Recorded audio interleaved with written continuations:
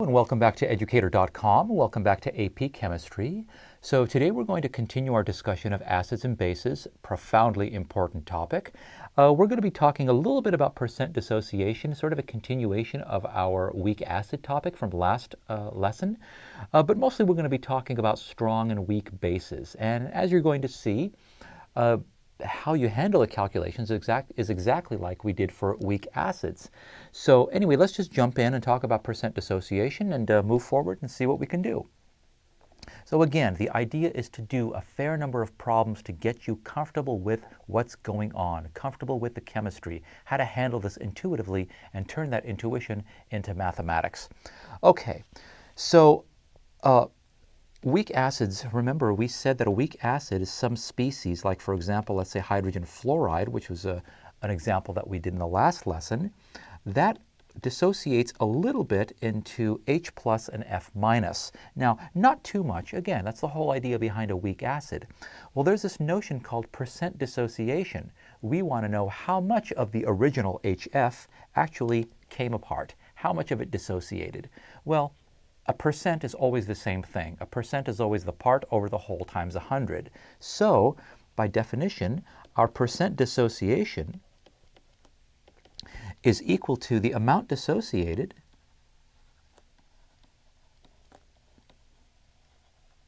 and the amount dissociated is always this amount or this amount. Because again, if 0.2 moles dissociates of this, well, 0.2 moles is produced of that and 0.2 moles is produced of that. So it's always the amount dissociated divided by the initial amount or the initial concentration, either way, the initial concentration. It's the part over the whole times 100. That's it.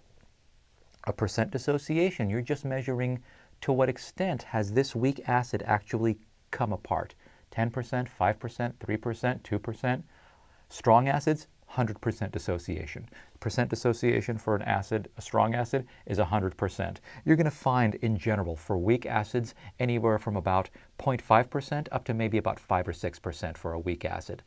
Like for example, your vinegar solution, you're talking about acetic acid, which is maybe 2% dissociated. It's very little.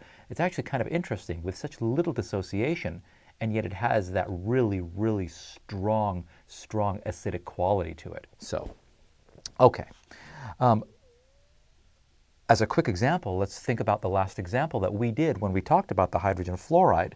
Remember, we found that the hydrogen ion concentration for the fluoride was 0.033 molar in the last lesson. Well, the initial hydrogen fluoride concentration that we started with, so initial, this little 0 down at the bottom, it was 1.5 molar. Therefore, our percent dissociation is equal to 0.033 over 1.5 times 100%. You ended up with 2.2%. That means when we stuck that 1.5 molar hydrogen fluoride solution, well, when we have that 1.5 molar hydrogen fluoride solution, only 2.2% of the hydrogen fluoride has dissociated into H plus and F minus. That means the other 97.8% is still hydrogen fluoride floating around in solution. Pure hydrogen fluoride, not hydrofluoric acid. Acid is when it's this way. So, but again, we just sort of have become accustomed to saying hydrofluoric acid, but it's important to distinguish. When it's together like this, yes, it's an acid because it's in water, but it's not dissociated. It's actually still together. Only 2.2% of the original amount has dissociated. That's it. That's all this is. Okay. Let's list a general trend, actually. A general trend with percent dissociation. The more dilute the solution,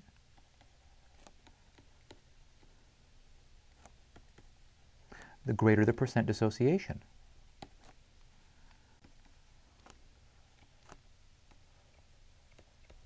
So it's a nice little thing just to sort of keep in the back of your mind. In other words, if I have, let's say, a 1.0 molar solution of HF, it's going to be some percentage.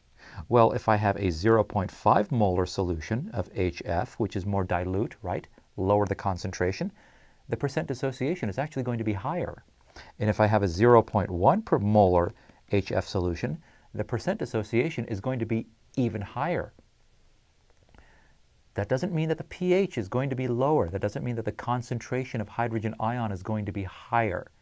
Okay? As you have lower and lower concentrations, you're actually going to end up with less concentration of H+.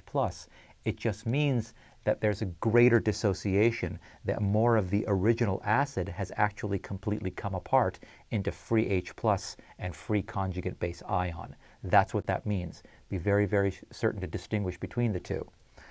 Higher, lower concentration, more dilute solution gives a greater percent dissociation. But percent dissociation is not a measure of acidity. pH is a measure of acidity. In other words, how much hydrogen ion is actually floating around freely. Remember we said when we talk about an acid, we're talking about free H+ floating around in solution. More H+, more acidic, more damage. That's it. So let's use this idea of percent dissociation to actually calculate a Ka, an equilibrium constant. So our first example is going to be in a 0.100 molar lactic acid solution,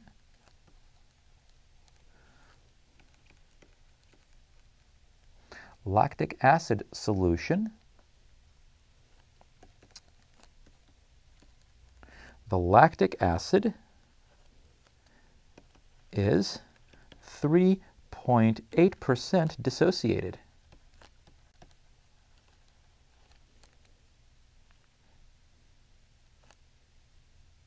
Okay, and for those of you who are biology majors and biochemists, lactic acid is the product that's produced by your cells under anaerobic conditions, under anaerobic respiration. When you start to get really, really fatigued, that's the lactic acid building up in your muscles until your body can get enough oxygen going to actually start burning the sugar aerobically, meaning with oxygen, as opposed to anaerobically without oxygen. So, dissociated, calculate the Ka for this acid. Calculate the equilibrium constant for this acid.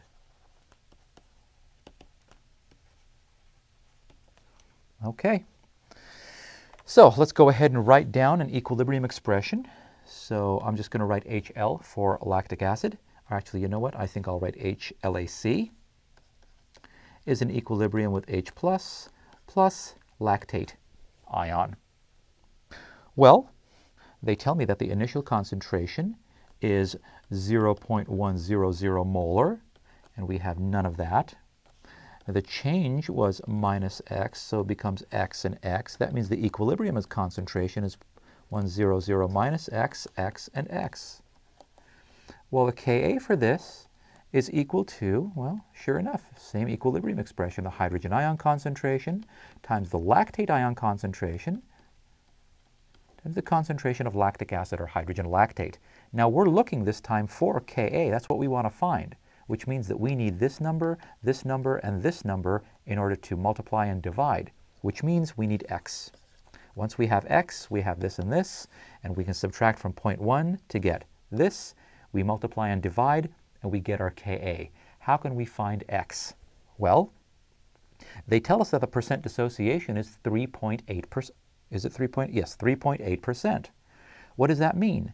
That means that this number, the amount that's dissociated, which is the same as this number, x, the amount that's dissociated divided by the original 0.100 times 100 equals 3.8. So we have a way to find x. And now we just go ahead and solve it. We get x is equal to 0.0038. There you go, nice and simple. Now we have our values. Now the hydrogen ion concentration, which is this one, is going to be 0.0038. The lactate ion concentration is 0.0038. That's what this is, right? They're the same. For every mole of this produced, broken up, produces a mole of this, produces a mole of that. And our HLAC concentration is going to equal the original 0.100 minus 0.0038. When we put all these values in, we get Ka is equal to 0.0038 times 0.0038 divided by 0.0962. That's this one, 962. And when we run this number, we get 1.5 times 10 to the negative 4. So again, if you understand the chemistry, you should be able to do the math. We have this, we set up the ice chart, we knew that we needed to find X. But they gave us X already. They gave us a way to find X. They told us the percent dissociation. That means the amount that was dissociated, well, the amount dissociated is the amount produced of the H+, the amount produced of the lactate, divided by the initial amount, which was 0.1, so this over that, or this over that, times 100 is 3.8. We have X, we plug it in, and boom, we get our Ka. This is a common problem. You may actually run across it in your AP exam. Okay, now let's go on to discuss bases. All right, now, the base is the opposite of an acid. An acid is something that has hydrogens that it wants to give away. Strong acid, it gives up all of its H's. In other words, it comes apart completely. A weak acid is one that sort of doesn't really give up its H's too easily. It actually holds on to them. A base is the opposite. A base is something that actually, a strong base, let's actually define a strong base. The strong base, it fully dissociates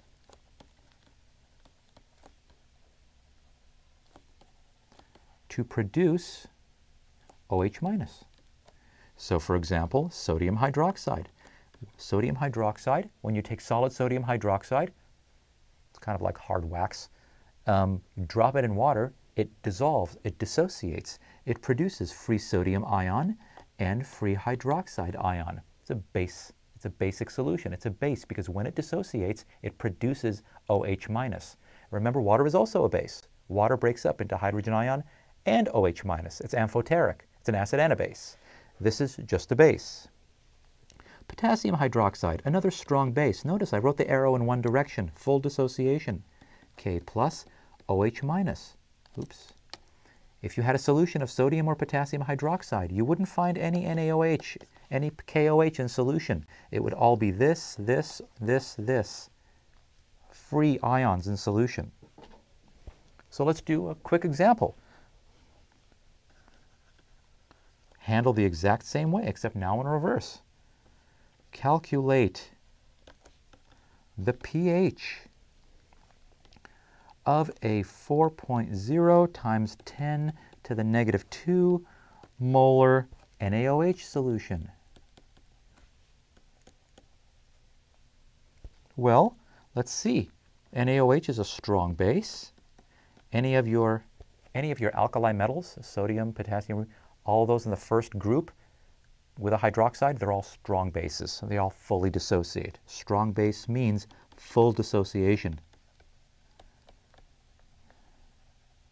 Okay, so the major species in water, again, nothing new. We handle it the same way. Take a look at what it is. It's a strong base. There's going to be full dissociation. Now let's see what's floating around in water to decide what's going to dominate the equilibrium.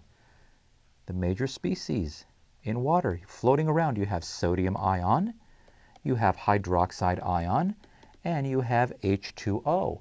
Well, we know that H2O is also a source of hydroxide ion, right? Because H2O dissociates into H plus plus OH minus, but this is like 10 to the negative 7. Well, let's write the Ka for this. The Kw is 10 to the negative 14. 1 times 10 to the negative 14. I just ignored the 1. Well, this is a strong base, and this is like 4.0 times 10 to the negative 2 molar. That means 4.0 times 10 to the negative 2 molar sodium hydroxide has fully dissociated and has produced 4.0 times 10 to the negative 2 moles of molar hydroxide. Well, 10 to the negative 2, 10 to the negative 14, Huge difference. That's 12 orders of magnitude. So this is virtually, you can ignore it. The species that's going to dominate the chemistry is this. The sodium is not going to do anything at all. It just sits there like a spectator ion. So our POH, or actually our OH minus concentration is equal to 4.0 times 10 to the negative 2 because we have full dissociation. In other words, NaOH goes to Na plus OH minus, in case you're not sure what I'm talking about. It starts off with 4.0 times 10 to the negative 2 molar, full dissociation. This is 0, 0, minus 4.0 times 10 to the negative 2. All of it dissociates. This ends up being 0. This ends up being 4.0 times 10 to the negative 2, 4.0 times 10 to the negative 2. That's what we mean by the OH minus concentration, is that, because all of it has gone away. There's no more of that left in solution. So it's that. Now let's calculate the POH. Remember, P is just a function. It means the negative log of something. Negative log of 4.0 times 10 to the negative 2. We end up with, actually, you know what? I did this a little differently. I did it this way. OH minus equals that. Well, what do we know about the hydrogen hydroxide ion concentration and the hydrogen ion concentration in any aqueous solution? They multiply to 10 to the negative 14. So, OH minus times H plus equals 10 to the minus 14. We're looking for pH, not POH. So the H plus concentration is 10 to the minus 14 divided by 4.0 times 10 to the negative 2 equals 2.5 times 10 to the negative 13. And then we'll take the pH equals the negative log of that number, 2.5 times 10 to the negative 13, and we get 12.6. Basic solution. Remember what we said? If the pH is above 7 and below 14, or just above 7, you get a basic solution. So this confirms the fact that this is a basic solution, the pH. pH is the standard by which we decide. Okay. Now let's talk about weak bases. Weak base, all right. The general reaction for a weak acid, we said, was this.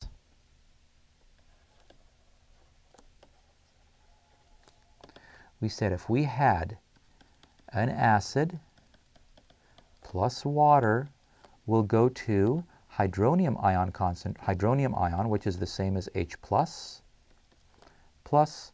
the conjugate base of the weak acid. Now, the weak base general reaction is this. The general reaction, I'll use B for base. It's the base plus water goes to BH plus OH minus. In other words, let me write this another way. Let me write H2O as HOH. What's happening is that the base actually takes a hydrogen ion away from water, but it doesn't take it as a hydrogen atom. It takes just the hydrogen ion. Hydrogen leaves its electron with the hydroxide, which is why you end up with BH plus OH minus. I want to show you why this happens. Most bases, weak bases, they have a lone pair of electrons, and we'll do an example in a minute. H is here. This is usually not something that you're going to do until organic chemistry, but I want you to see what's happening because I want it to make sense to you. These electrons, they reach out and they actually grab the H. They rip it away from the water molecule. When these electrons move in, these electrons move out. Okay? H cannot be attached to two simultaneously. Well, it can through hydrogen bonding, but for our purposes, this base wants this. So when it takes this, it goes this way, and it kicks these electrons, move onto the hydroxide, and what you end up with is this. plus because this is because it's only coming as a proton minus its electron. It's coming as an H plus. So now this whole species has a plus charge, and you have an OH minus. So this general reaction is the reaction of a weak base with water. This is a very important reaction. It always happens like this. We said that a base is something that produces hydroxide ion. Well, here you go. A base doesn't necessarily have to have hydroxide ion in it. So for example, you know that sodium hydroxide produces hydroxide by dissociation. Well, an example like ammonia, now let's actually use a specific example. NH3, which has a lone pair, plus HOH, I'm going to write it as HOH, water, goes to NH4 plus OH minus. OH minus is still produced in solution, but the OH minus doesn't come from the base itself. It's the base that reacts with water. Water is now acting as the acid. It's giving up its H. This ammonia is acting as the base. It pulls the H off. Now it's NH4 plus and it's OH minus. So it's producing OH minus in a roundabout way, not by dissociation. It's doing it by breaking up the water. This is, and there is of course a Kb associated with this. It is an equilibrium constant expression for the reaction of a base or something, some species that will abstract a hydrogen ion from water to produce the conjugate acid of this base and hydroxide ion. And the Kb is exactly what you think it is. This is liquid. This is AQ. This is AQ. And this is AQ. It is equal to NH4 plus times OH minus over NH3. That's it. This is the generic expression for a weak base. It is the base plus water goes to BH plus OH minus. It's taking a hydrogen from water, leaving the hydroxide ion. In the process, it produces the hydroxide ion. It produces the hydroxide ion. The solution becomes basic. It's why it's called a base. It's also called a base because it actually takes the hydrogen ion from something, in this case, water. It's acting like the base. Water is acting like the acid. In the weak acid equilibrium, this is the acid, this is the base. Now these are the lone pair of electrons that are taking this hydrogen and producing that as a conjugate. It's back and forth. Excuse me, it's just a competition between two things for the hydrogen ion.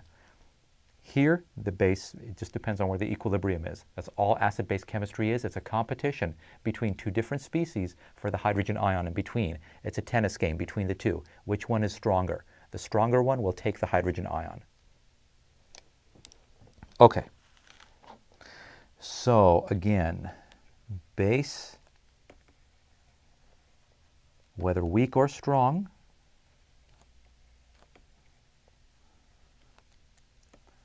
produces OH minus. This is the take-home lesson. A weak base, strong base, they all produce OH minus. A strong base does it by dissociation. A weak base does it by hydrogen abstraction from water. Okay, so now let's do a couple of examples here. Oh, let me just give a couple of versions. Strong base, we already mentioned one. Potassium hydroxide. It dissociates into potassium ion plus OH minus. Here's your OH minus. And a weak base, I'm going to use something called pyridine. And it is a molecule that looks like this. And it reacts with water. Let me actually write it as HOH. You'll find it very, very convenient to write water as HOH. I certainly prefer to do so, although a lot of people censure me for it. I don't know why. It becomes N plus OH minus. Again, here is your OH minus. It happens in a roundabout way. Here it comes apart. Here it takes hydrogen from the water to produce the hydroxide.